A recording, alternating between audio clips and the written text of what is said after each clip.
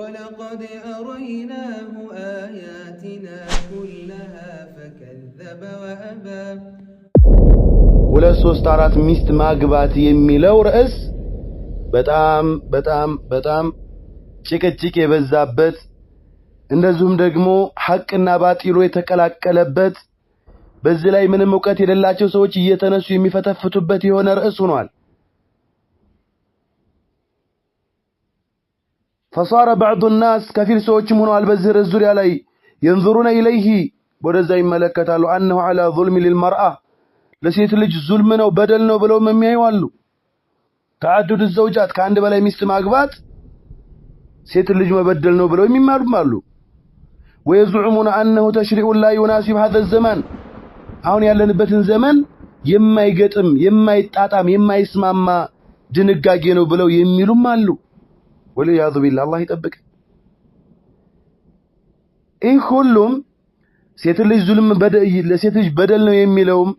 ለዚህ ዘመን አይስማማም የሚሉት አካላቶች ሁሉም ናቲጁን አኒል ጀህል ከአላህ ተባረከ ወተዓላ ዲን ካለማወቅ የአላህን ድንጋጌ ካለማወቅ ቁርአንና ሱናን መረዳትን ከመራቅ የመጣ የሆነ ከጅህልና የመነጨ አባባል ነው። አላህ ተባረከ ወተዓላ የደነገገው የትኛውም ድንጋጌ የትኛውም ሸሪዓ ድንጋጌ ለየትኛውም ዘመን ለየትኛውም ቦታ ለየትኛውም ሰዓት ተስማሚ የሆነ ነው። ኢዘን ይሄንን በደንብ ልናውቅ ይገባል። አንዳንድ ራሳቸውን እኛ የሰለጠነን በሰለጠነ ዘመን ላይ ነን ያለን ብለው የሚያስቡ እስልምናን ኋላ ቀር አድርገው የሚያስቡ የሆኑ ነገር ግን ራሳቸው ኋላ ቀር መሆናቸውን ያላወቁ አካላቶች አሉ። እስልምና ለየትኛውም ዘመን እስልምና ላይ ያሉ ድንጋጌዎች የትኛውም በሂጃብ ዙሪያ ብትሄዱ በሁሉም ርዕስ ላይ እስልምና ላይ ብትሄዱ ለየትኛውም ዘመን ለየትኛውም ሰዓት ለየትኛውም ደቂቃና ቦታ ተስማሚ የሆነ ነው ማለት ነው። እንደው ማይስማማ ቢሆን እንኳን እንደው ተቅዲረን ማይስማማ እንኳን አንዲት ብትገኝ እንኳን ለዛች መፍትሄ አብጅቶ ነው እስልምና ይሄዱ። ይሄ ስለዚህ ከምን የመጣ ነው? ሸሪዓቲላህ የአላህ ተባረከ ወተዓላን ሸሪዓ ካለማወቅ የመነጨ ነው። እንደዚሁም ዋኒ ልብቲዓዲ አንፈህሚ القرآن والسنة ቁርአንና ሱናን ከመረዳት ከመራቅ የመጣ የሆነ አባባል ነው ማለት ነው። إن التعدد ليس فرضا على كل واحد ልናውቅ የሚገባው ከአንድ በላይ ሚስት ማግባት በሁሉም ወንድ ላይ ግዴታ አይደለም። በሁሉም ወንድ ላይ ግዴታ አይደለም። ولا هو محرم በሁሉም ደግሞ حرامም አይደለም። ግዴታም አይደለም حرامም አይደለም። كما يدعي المبطلون አላዋቂዎች እንደሚሞግቱት ማለት ነው። بل هو إباحة አንዳንዶች ግዴታ ነው ብለው የራሳቸውን ጥቅም ለማስፈጸም ብለው የራሳቸውን ዓላማ ለማስፈጸም ይሉና በዚህ ዘመን ግዴታ ነው ተዓዱድ ይላሉ ማለት ነው። ተዓዱድ ግዴታ ነው በቃ አለቀ። አንድም ሱሐባ እኮ ተዓዱድ ያላደረገ የለም። ስለዚህ ተዓዱድ ግዴታ ነው በቃ ቁርአን ላይ ተጽፏል ግዴታ ነው ብሎ የሚንቀሳቀስ አካል አለ። አንዳንዱ ደግሞ በሚስቱ ስር እየተገረፈ የሚኖርን አካል ኧረ ተዓዱድማ حرام ነው ብሎ እጅ ሰጥቶ የሚኖርም አለ። ላ ሸሪዓ እንደዛ አይደለም። በአጢፍ አይደለም በስሜት አይደለም። ሸሪዓ የራሱ ሚዛን አለው። በል هو ምንድነው ተዓዱድ ከአንድ በላይ ማግባት ተዓዱድ ካልኩ ከዚህ በኋላ 2 3 4 ስለማግባት ነው። ተዓዱድ ዘውጃት ሚስቶችን ብዙ ሚስቶችን ማግባት ማለት ነው። ኢንሻአላህ መጣበታለሁ ወደፊት በእስጢላህ በሉጋ ምን ይመስላል የሚለው እናየዋለን ኢንሻአላህ። እና بل هو إباحة شرعه الله لمن استطاع وقدر على العدل وفيه حكمة عظيمة ومصالح كبيرة للفرد والأسرة والمجتمع كعند بلاي ماقبات يتفكدنه الله بقرآنه يفكدونه مرتين أساسا بسناك يفكدوا تيونا قدينه قن ياسي فكد لمن استطاع لچال لهنا كالنه وقدر على العدل فتح لا يتشلوت على لهنا أكالنه وفيه بزبته بكاند بلاي بماقبات المستدقمو حكمة عظيمة تلك يهونا تباب الله ومصالح كبيرة تلك يهونا دقمو تقمم الله اجيك بتام قزوف يهونا تقمم الله لمن لقل سبوج لبيت سبوج حتى كالاي لما حبر سبو كاند بلاي ماقبات ምን አለው ማለት ነው ሕክማ አለው መሷሊህ አለው ጥቅም አለው ብዙ ነገራቶች አሉት ولذلك سنقف في هذا المحاضرة مع هذا الموضوع وقوفا علميا مؤصلا بالأدلة من الكتاب والسنة وبفهم سلف الصالح لازم ሲባል በዝርዝር ዙሪያ ላይ ቁርአንና ሐዲስን ማስረጃ አድርጌ የሰለፎችን አግንዛቤ ማስረጃ ያደረገ የሆነ አጠር ያሉ ሙሐደራዎችን አቀርባለሁ ለምንድን لنعرف حقيقة التعدد يتعدد حقيقة እውነታውን እንድናውቅ ዘንዳ ነው وشروطه شرطዎቹንም እንድናውቅ ነው وحكمه حكماውንም ጥበቡንም እንድናውቅ ነው والرد على الشبهات المثارة حوله በዚህ ዙሪያ የሚራወጁ የሚናፈሱ ስላሉ ሹብሃዎችን በእነሱ ላይ መልስ ለመስጠት ነው ማለት ነው ኢዘን ስለዚህ በተዓዱድ ዙሪያ ላይ እንነጋገራለን ኢንሻአላህ طيب اولا تعريف التعدد الزوجات تعريف ምንድነው ገለጻው تعدد የሚለው عند اللغة لغة العربية በአረበኛ ቋንቋ تعدد የሚለው تعريف ምንድነው التعدد في اللغة هو الزيادة على واحد ከአንድ በላይ መጨመር تعدد ተብሎ ይጠራል በቋንቋ ደረጃ تعدد ሲባል ከአንድ በላይ መጨመር ማለት ነው واما في الاصطلاح الشرعي شرعي በሆነ ገለጻማ يعني የሙስሊማዎች ዑለማዎች በሚጠቀሙት ገለጻ ወይንም ደግሞ يعني شرعي የሆነ اصطلاحه ገለጻው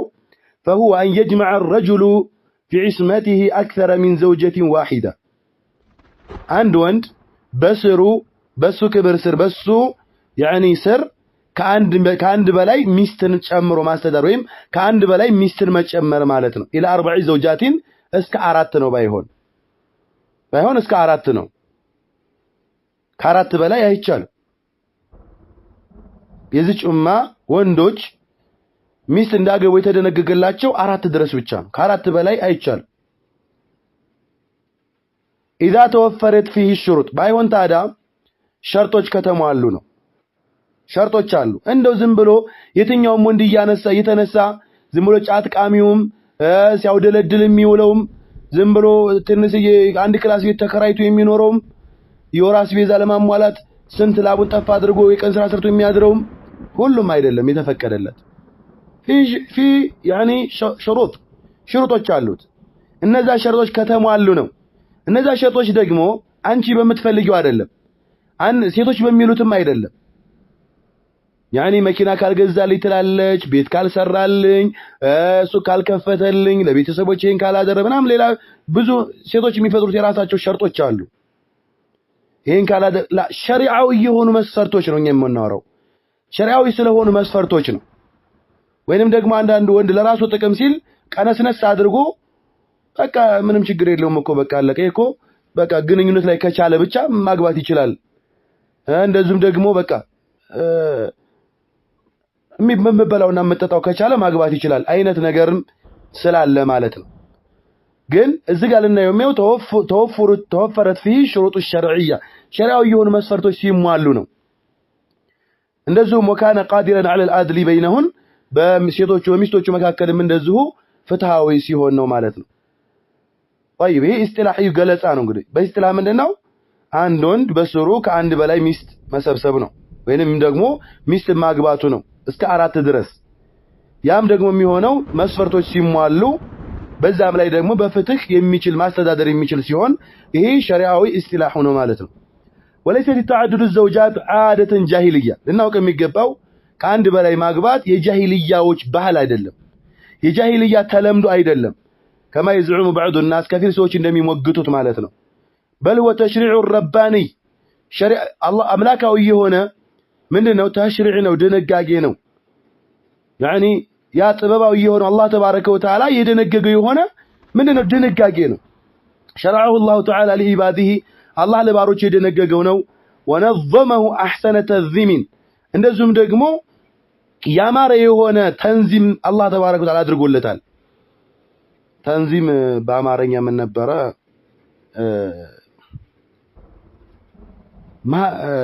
ማሳመር ማለት ነው እንግዲህ ወደዛ ነው ሰደው فقد كان الناس في الجاهليه بجاهليه ሰዎች ነበሩ يتزوجون ما شاءوا من النساء بغير حد ያለ ምንም ቁጥር ገደብ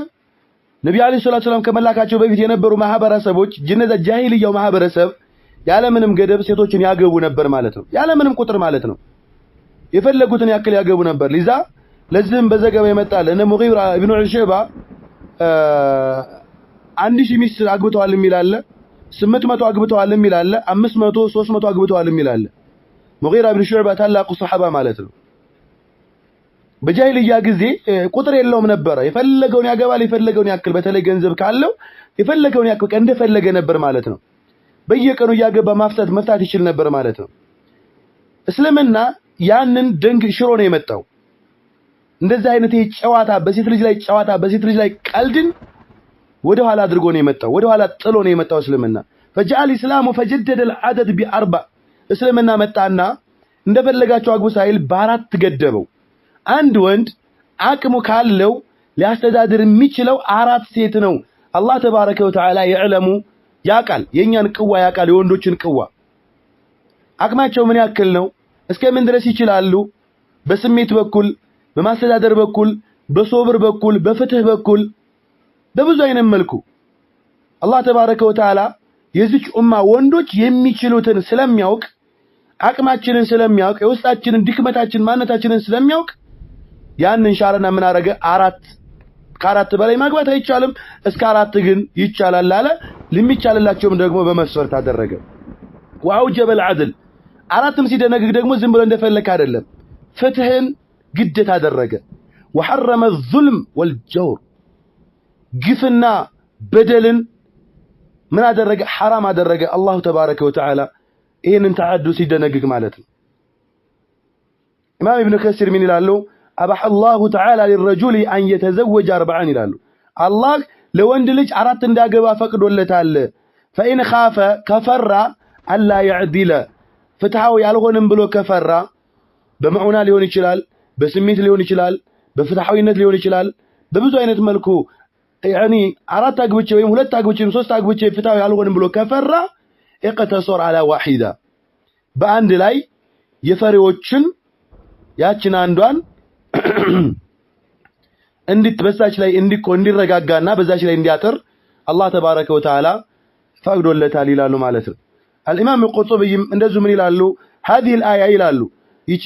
يعني فانكحوا ما طاب لكم من النساء مثنى وثلاث وربع فإن خفتم ألا تعدلوا فواحدة የምትለውን አንቀጽ ያብራራ ነው። ደግሞ እዚህ ጋር ልብን ልለው የሚገባ አላህ ተባረከ ወተዓላ فانكحوا ما طاب لكم ነው ያለው፣ ለእናንተ ያማራችሁን ነው ያለው። ኢንሻአላህ ይሄ ሹብሃላች ላይ ስንመጣ እናነሳዋለን። አብዛኛዎቹ ሴቶች يعني ምን ይላሉ ማለት ነው? እንዴ አላህ እኮ የደነገገው አቅመ ደካማ የሆነችውን እንደው ፈላጊ ያጣችውን እንደው ዝም ብላ የሚፈልጋት ያጣችውን ባሊያው የሞተባትን ልጅ ያዘችውን እንደው ዝም ብላ ማታምረውን ምናምን ያችን ነው ያዘዘው።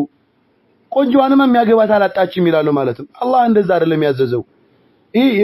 ፈህም አግንዛቢያችንን ልናስተካክል ይገባል። ፈንኪሑ ማ ጧበ ለኩም ነው ያለው፣ ለእናንተ በጣም የተዋበላችሁን ያማራችሁን ደስ ያላችሁን ስታዩዋት የምታስደስታችሁን አግቡ ነው ያለው። ስንት? ለአንደኛ ለመጀመሪያ አይደለም ያለው፣ መስና ሁለተኛ አግቡ አለ። ወሰላሳ ወሩባ 3 4 አግቡ፣ 3 4 አግቡ፣ 2 3 4 አግቡ አለ። ምን አይነት ለእናንተ ቆንጆ የሆነችላችሁ ያማረቻችሁን። እንግዲህ አንድ ነፍስ የምታምረው ምን አይነት ሲሆን ነው? ያ እንግዲህ ሁሉም የራሱ ነፍስያው ምን አይነት እንደምታምረው የትኛው ምን ያቃል ማለት ነው እንጂ እንደው ዝም ብሎ ያገኘውን እንት ማለት መቻል አይደለም። ነብዩ ሰለላሁ ዐለይሂ ወሰለም እኮ ያገባቸው አግብተው የፈቱ ባሏቸው የሞተባቸው ነብዩ ዐለይሂ ሰላቱ ወሰለም እንደኛ አይደሉም። እኛ እንደሳቸው አይደለንም። ነብዩ ዐለይሂ ሰላቱ ወሰለም አግብተው የፈቶችን ቢያገቡ እንደዚህም ደካሞችን ቢያገቡ ብዙ መከራ የደረሰባቸውን ሴቶች ቢያገቡ ሶብር የማድረግና እነዛን ሰዎች በሶብር የማስተዳደር አቅሙ አላቸው። የኔ ቢጤ ግን አንዲት ምንም አቅም የሌላት ወይም 3 4 የቲም ያላትን ባገባ ነገ ስታበሳጭኝ የራስሽ ጉዳይ ልጅሽን ይዘሽ ቀጥይ ብዬ ሌላ በደል ውስጥ ነው የምገባው። ሶብር አላደርግም። ሶብር እናደርግ አንችልም። ስለዚህ ሁሉም ባቅሙ ነው። ነብዩ አለይሂ ሰላቱ ወሰለም 9 ሚስት የተፈቀደላቸው እንደዚህም 11 ሚል ቢኖርም 9 ሚስት የተፈቀደላቸው ወይም 9 ሚስት ያገቡት ከኛ የተሻሉ ስለሆኑ ነው። የአላህ ነብይ ናቸው። በፍትህም በአቅምም ዙሪያ ከኛ የተሻሉ ስለሆኑ ነው ይላል እኮ አነስ ኢብኑ ማሊክ ያኒ ነብዩ አለይሂ ሰላቱ ወሰለም በየቀኑ ሚስቶቻቸውን ይዘይሩ ነበር የሚለውን ሐዲስ አንስተው ኩና ነቁሉ ነብዩ አለይሂ ሰላቱ ወሰለም እኮ የ30 ሰው ያክል ቅዋ ተሰጥቷቸው ነበር ብለን እንላለን ይላሉ የ30 ሰው ያክል ቅዋ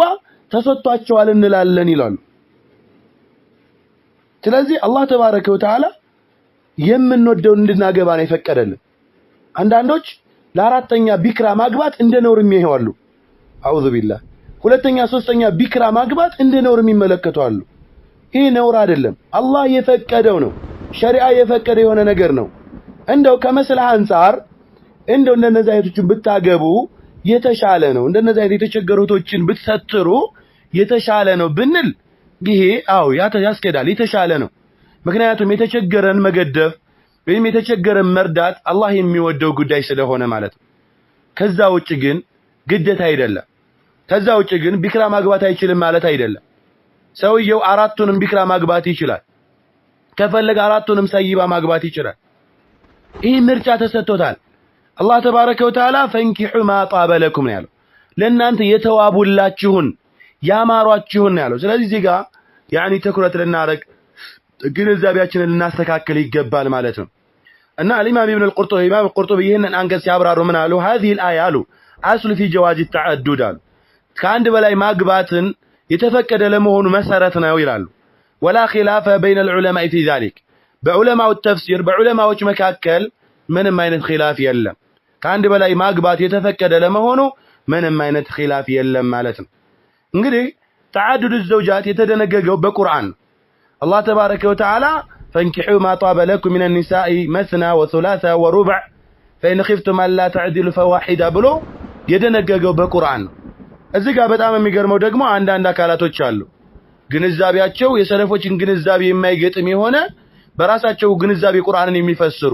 فانكحوا ما طاب لكم አሉ ለናንተ ያማራችሁን አግቡ ብሏል من النساء ከሴቶች ስንት መስና ሁለት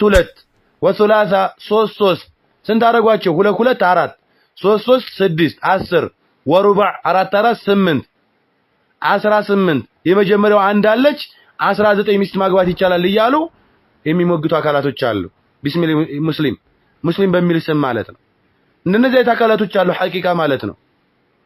ከሻዓዎችም አሉ ከሱፊያዎችም አሉ አላየሃሊን ያው ናዲር ናቸው ለናዲር ቦታ አንሰጥም ግን እንደዛ አይነትም ያኒ ማምታታቸዎች አሉ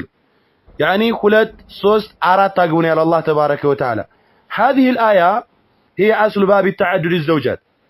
በካንድ በላይ በማግባት ዙሪያ ላይ የመጣች መሰረት የሆነች አንቀጽ ናት وفيها احكام عظيمه ትልቅ የሆነ ድንጋጌ አለ በውስጧ ውስጥ እሱም ان التعدد مشروع باذن الله ካንድ በላይ ማግባት በአላህ ፍቃድ የተደነገገ ነው وان حد الاقصى 4 زوجات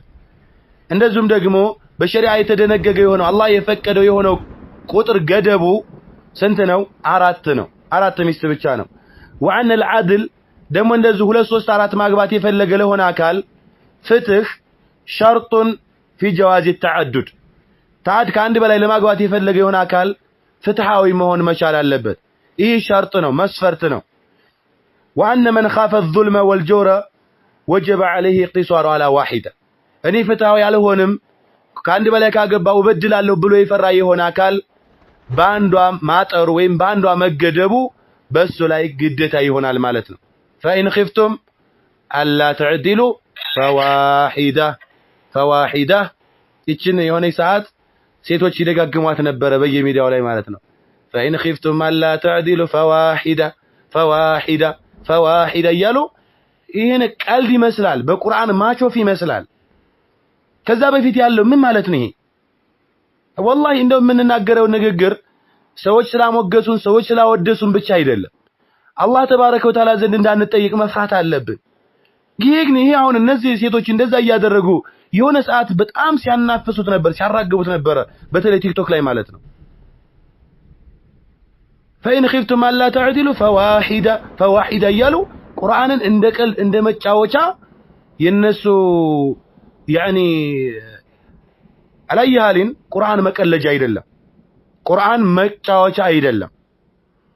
فانكحوا ما طاب لكم من النساء مثنى وثلاث ورباع ሲልም እየቀለደ አይደለም فإن خفتم ألا تعدلوا فواحدة ሲል እየቀለደ አይደለም ቁርአን ጨዋታ አይደለም ቁርአን ላይ ድንጋጌ ነው ያለው መመሪያ ነው ህይወታችን የምንመራበት የምናስተዳድርበት መመሪያ ነው ያለው ስለዚህ በቁርአን ልንቀልድ አይገባም በተቀመጠው መስፈርቱ አስቀምጠን በተቀመጠው መልኩ ተቀብለን አስቀምጠን ልንሄድ ነው የሚገባ ማለት ሼኹ ኢስላም ተይሚያ ረሂመሁላህ ምን ይላሉ التعدد مما أبحاه الله تعالى لعباده ከአንድ በላይ ማግባት አላህ ለባሮቹ የፈቀደው የሆነ ጉዳይ ነው ይላሉ وهو من محاسن هذه الشريعة ከዚህ ሸሪዓ ያማሩ ውብ ከሆኑ ነገራቶች ውስጥ አንዱ ነው ይላሉ اذا اقيم على العدل ባይሆን ይሄ ነገር ያማረ በጣም ጥሩና የተዋበ ሊሆን የሚችለው በፍትህ ተቆመ በፍትህ ከተመሰረተ ነው ይላሉ ማለት ነው الشيخ ابن باز ምን ይላሉ من قدر على العدل ፍትሃዊነት ላይ የቻለ የሆነ አካል وكان عنده القدرة المالية والبدنية የገንዘብ አቅምም ያለው በግንኙነትም ደግሞ ሚስቶቹን የማስደሰት ጅማዕ ላይ የማስደሰት አቅሙ ያለው አሁን ላይ አብዛኛው ትዳር እየፈረሱ ያለው እንደው ከርዕሱ ወጣ ቢልም እንኳን ያኒ ይሄ ጉዳይ ነው ወይ ግንኙነት ላይ አለመጣጣም ነው አብዛኛውን ትዳር እያፈረሰ ያለው ወይ ወንዱ የሴቷን ስሜት አያስጨርሳትም የራሱን ብቻ ነካነካ አድርጎ ይወርዳል ከዛም በኋላ ስሜቷን ስላልጨረሰች ለሱ ጥላቻ ያድርባታል ነብዩ አለይሂ ሰላቱ ወሰለም لا ينزل حتى تقضي حاجتها ብለዋል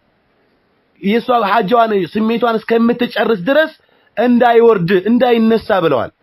እሱ ቢጨርስም እንኳን እሷ እስከምትጨርስ ድረስ መጠበቅ አለበት ማስጨረስ አለበት ይህ ድንጋጌ ነው ማወቅ አለበት ስለዚህ እንደዚህ አይነት ነገራቶች አሉ ትዳሮችን የሚያፈርሱ ነገራቶች እኒ ናቸው ለዛ ነው ዑለማዎች يعني قدرة البدنية እንደውም ሐዲሱ አለ يا معشر الشباب من استطاع منكم الباءة ከናንተ የትዳር ጣጣን የቻለ ወይም ይሄ በዛ አይደለም የሚፈሰረው ይላሉ አብዛኛዎቹ ዑለማዎች يعني قدرة البدنية ነው እዛ ሐዲስ ላይ የተፈለገበት ይላሉ قدرة البدنية በጂማዕ ላይ አቅም ያለው በግንኙነት ላይ ሚስቱን ማስደሰት የሚችል አቅም ያለው ወንድ ማለት ነው ምክንያቱም ለምንድን አላህ ሁለት يعني ሸሪዓተ الاسلام ሁለት የሚጋጩ ድንጋጌዎችን አይደነግግም አላህ ምን ብሏል ان يكونوا فقراء يغنيهم الله من فضله ብሏል ድሃዎች ምስኪኖች ከሆኑ ድሃ ምስኪን ብሎ ማለት አሁን ራት የሚበላው እንጂ ቁርስ የሚበላው የሌለው ማለት ነው በቃ የነጣ የገረጣ ማለት ነው ድሃ ብሎ ማለት እንደዛ ሆኖ እንኳን حرام ላይ እንወርቃለን ብለው ከፈሩ ምን ያድርጉ ብለዋል يعني الله ያከብራቸዋል ከችሮታው ይጋቡ ብለዋል እዚህ ላይ ደግሞ ምን ይላል من استطاع منكم الباءة فليتزوج ስለዚህ የትዳር ጣጣን ያልቻለ አያግባ ይያል ነው አላህ ደግሞ ያግባን ያከብረዋለሁ ይያለ ነው እነዚህ ሁለቱ የሚጋጩ ነገራቶች ናቸው ከዛ ቀጥሎ ያለው የሐዲሱ ክፍል ይሄንን ያልቻለ የሆነ አካል فعليه بالصوم فإنه وجاء ይላል ማለት ነው አያችሁ አይደለ አላየሃልን አብዛኛው ትዳር ለመፍረስ ምክንያቶች እየሆኑ ያሉት ለሽማግሌ መቅረብ የማይችሉ ሽማግሌ ፊት መውጣት የማይችሉ ለቤተሰብ መነገር የማይችሉ የሆነ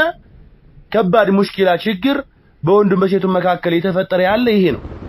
በስሜት አለመጣጣ ይሄን ነገር ሁላችንም ትኩረት እናደርግበት ይገባል እንዴት ነው ሚስት ዑለማዎች እኮ ኪታብ አዘጋጅተዋል ለዚህ እኮ ኪታብ አዘጋጅተዋል ዑለማዎች እኮ አንድ ባል ሚስቱን በምን አይነት መልኩ ማስደሰት እንዳለበት አንዲት ሚስት ባሏን በግንኙነት ጊዜ እንዴት አድርጋ ማስደሰት እንዳለባት አስራሩል ጂማዕ የጂማዕ ምኖች ማለት ነው መደሰቻዎች አስራር ደስታ የሚፈጥሩ ማለት ነው አሁንኛ ያኒ እንደዚህ ግንኙነት ላይ ፖዚሽን ምናምን ሲባል ይሄን እዚህ አዳዲስ መጡ የሆነ የምዕራባውያኖች ወይም እነዚህ ፈረንጆች ምናምን አድርገን ስለዋለን ላ እስልምና በደንብ አድርጎ ተናግሯል ስለነዚህ ምንም የቀረ የለም እስልምና ላይ ምንም የቀረ ነገር የለም ለአንድ ሙስሊም ለማህበረሰብ የሚሆን ለአንድ ለግለሰብ ጥቅም ያለ የሆነ ነገር በሙሉ እስልምና ተናግሯል በዛ ላይ የኛ አለማወቅ እንጂ ማለት ነው አላየሃልን እንደዛ አይነት ነገራቶች ትልቅ ትኩረት የሚፈልጉ ነገር ናቸውና ያኒ ራሳችንን መመርመርና ራሳችንን ማጠንከር ይገባናል ምን አሉ ዝጋ وكان عنده قدرة المالية والبدنية አሉ ኢብኑ ባዝ የገንዘብ ችሎታ ማኖር ብቻ አይደለም አንዷን በደንብ አድርጎ ስሜቷን ሳያስደስት በደንብ አድርጎ እሷን ሳያረካ ሁለተኛ ገባል ሶስተኛ ገባለው ቢል ይሄ ሰውዬ ማግባት አይችልም ነው የምንለው ይከለከላል ለምን ቁድረተል በደንያ የለውማ ቁድረተል በደንያ ሊኖር ይገባል እንደዛ አይነት ካለው فلا حرج عليه بالتعدد ይላሉ ከአንድ በላይ ቢያገባ ምንም ችግር የለውም በል قد يكون مستحبا بل እንደውም የተወደደ ይሆንለታል اذا ترتبت عليه مصالح الشريعه ሸሪዓው የሆኑ መስለሐዎች በሱ ላይ ተከታትለው ከመጡ የተወደደ ይሆንለታል ያሉበት አጋጣሚ አለ ማለት ነው ሌላኛው ከዙር እስከ ተያይዞ የምናየው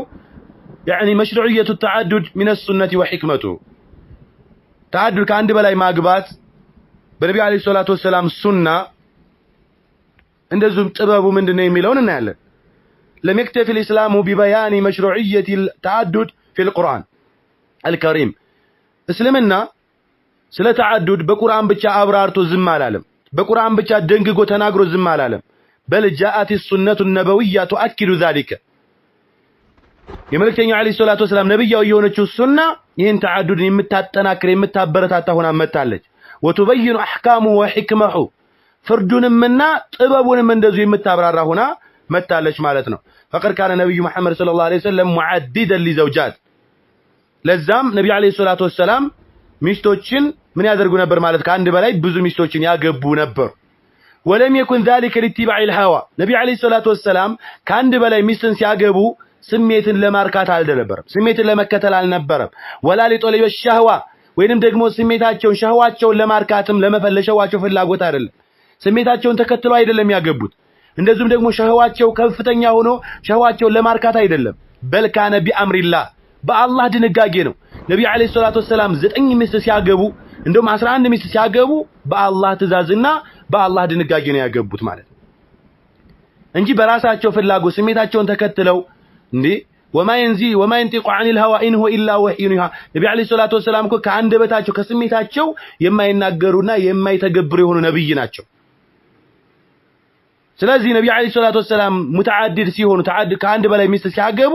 ስሜታቸውን ተከትለውም አይደለም ወላ لطلب الشهوه እንደዚሁም ደግሞ ሸህዋቸውን ተከትለው አይደለም بل كان بأمر الله በአላህ ትእዛዝ ነው ولحكم عظيمه ትልቅ የሆነ ጥበብን ተከትለው ነው ومقاصد شرعيه جليله ትልቅ የሆነ የሸሪዓዊ ዓላማ ስላለው ነው ማለት ነው فمن ازواج صلى الله عليه وسلم من كانت ارمله ከነብዩ አለይሂ ሰላቱ ወሰለም ሚስቶች ውስጥ አግብታ የፈታች ነበረች ومنهن من كانت زواج منها سببا في تعليف القلوب وتقويه الرباط بين القبائل እንደዚሁም ደግሞ ቀልቦችን ለማስተሳሰር ብለው ያገቧትም አለች እንደዚሁም ደግሞ ቀባኢሎችን ጎሳዎችን ለማስተሳሰር ብለው ያገቧት አለች ነብዩ አለይሂ ሰላቱ ወሰለም እንደዚሁም የዲናቸውን ጉዳይ ለማስተማር ብለው ያገቧቸው አሉ አላየሃል ነብዩ አለይሂ ሰላቱ ወሰለም ለብዙ ህክማ ብዙ ሚስቶችን አግብተዋል ለብዙ ጥበብ ለብዙ ፖለቲካዊ አካሄድ ነብዩ አለይሂ ሰላቱ ወሰለም ብዙ ሚስቶችን አግብተዋል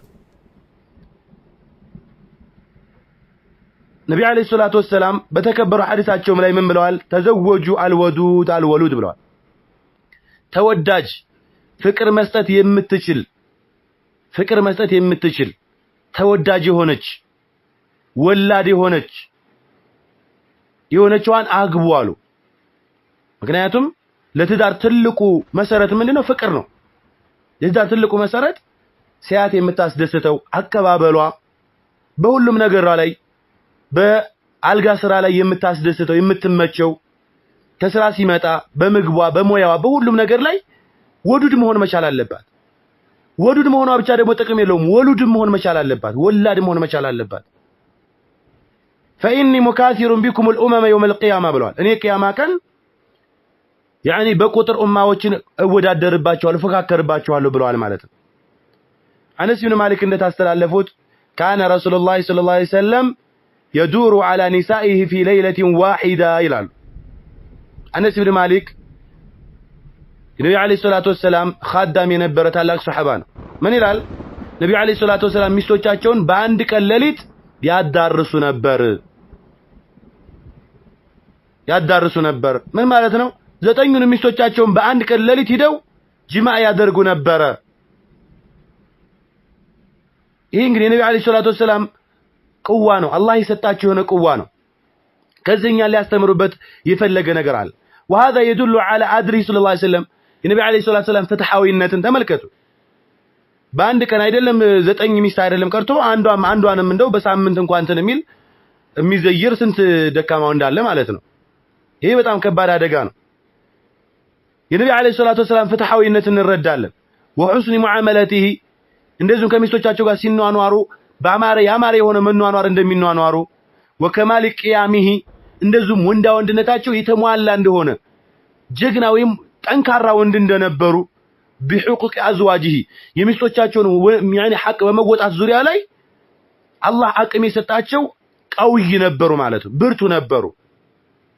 ይህ ሐዲስ ከዛ ያስረዳናል ማለት ነው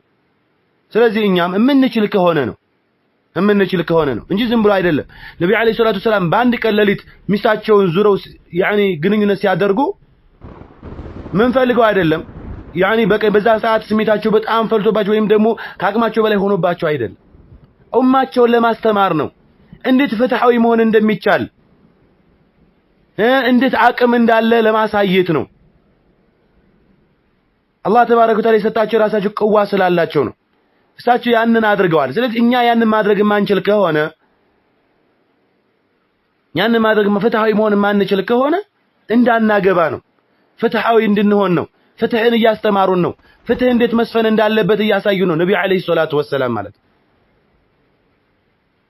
ተዓዱድ እንደው ዝም ብሎ የተደነገገ አይደለም ህክማ አለው ጥበብ አለው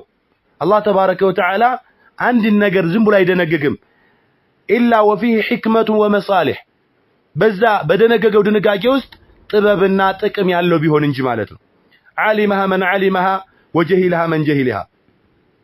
ያወቃት አውቋታል ያላወቃት ደግሞ አላወቃትም ማለት ነው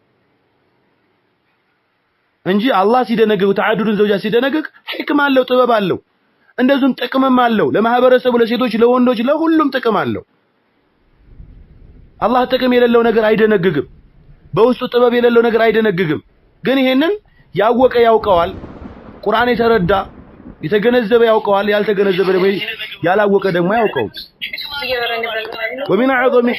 حكم التعدد كتعدد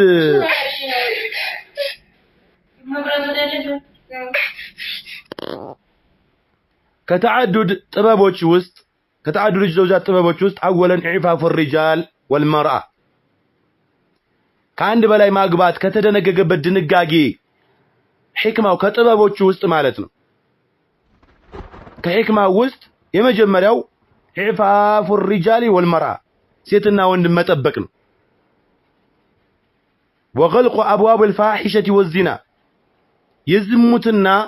የጸያፍ የሆኑ ወንጀሎችን በር ለመዝጋት ብሎን አላህ ተባረከ ወተዓላ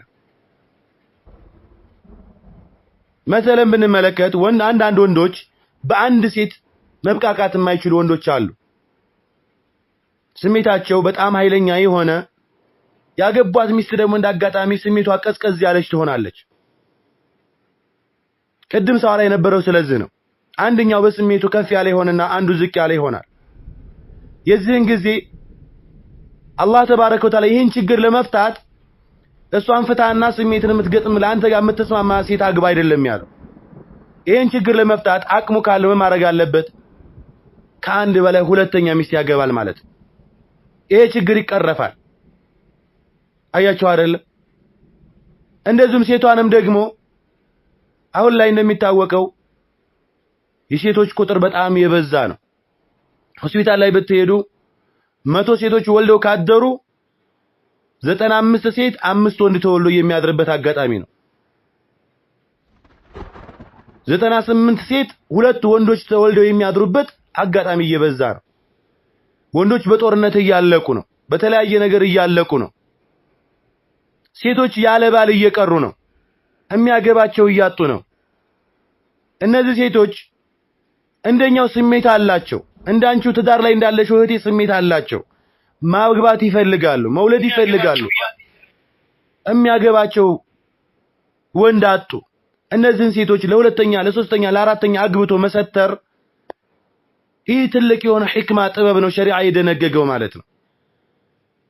ሌላኛው ሁለተኛው رعاية الأرامل والمطلقات وحفظ الكرامتهن እንደዚሁ አግብተው ሴቶችን አግብተው የፈቱ ሴቶችን ትዳር ያጡ ሴቶችን የተፈቱ ሴቶችን እነሱን ለመጠበቅ እነሱን ለመንከባከብ የነሱን ክብር ለመጠበቅ ተብሎ የተደነገገ ነው ማለት ነው።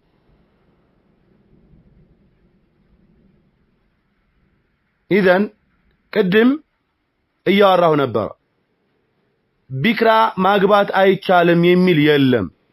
ነገር ግን ደግሞ አግብተው የፈቱ ባላቸው የሞተባቸው የቲም ያዙ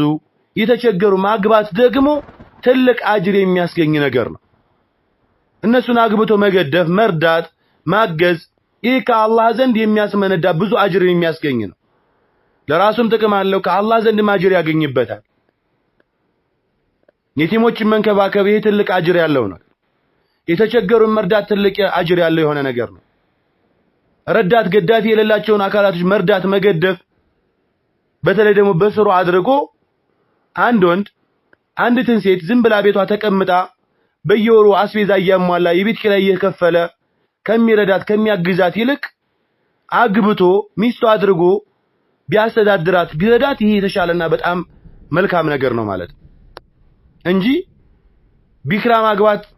ይችላል ስንል እነዚህም ማግባት አይችልም እያልን አይደል። እንደዚሁም ደግሞ እንደነዚህ አይነት ሴቶች ማግባት አለበት ስንል አረ እንደውም ጭራሽ አግብታ የማታውቅ ቢክራ የሆነች ሴት ማግባት የለበትም ማለት አይደለም።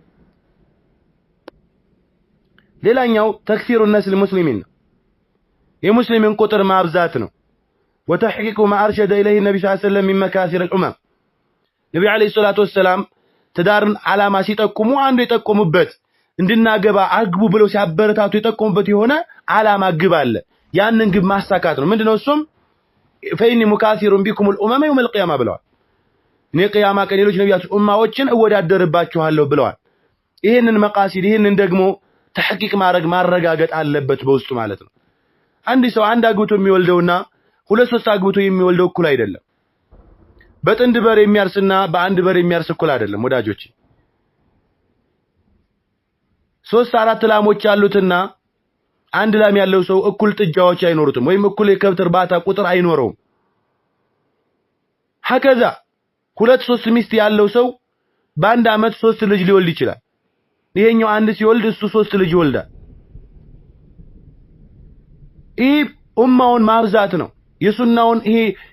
ኡማ በሱና ላይ በመናጅ ሰለፍ ላይ ተውሂድን ያኒ በተውሂድ ላይ ያለ ማህበረሰብን ማብዛት ነው። የነብዩን ተከክረኝ ኡማ ማብዛት ነው። በውስጡ ትልቅ የሆነ ጥቅም አለ። አራተኛው معالجة اختلال التوازن بين العدد الرجال والنساء في بعض المجتمعات قدم ሳነሳ የነበረው ነገር በወንዶችና በሴቶች መካከል ቁጥርን ማስተካከል ነው። የሴቶች ቁጥር ብዙ ነው፣ የወንዶች ቁጥር አናሳ ነው።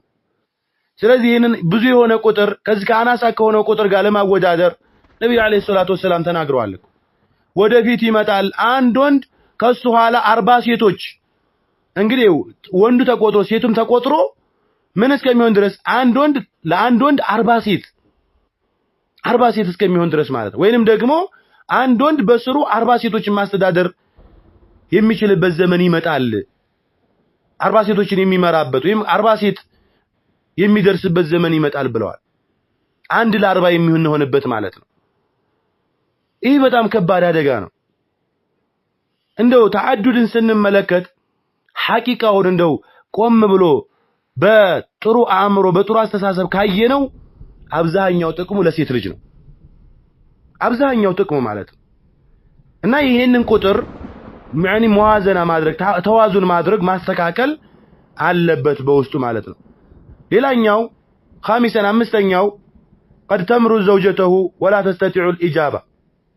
أو يحتاج الزوج إلى زوجته لحاجة معتبرة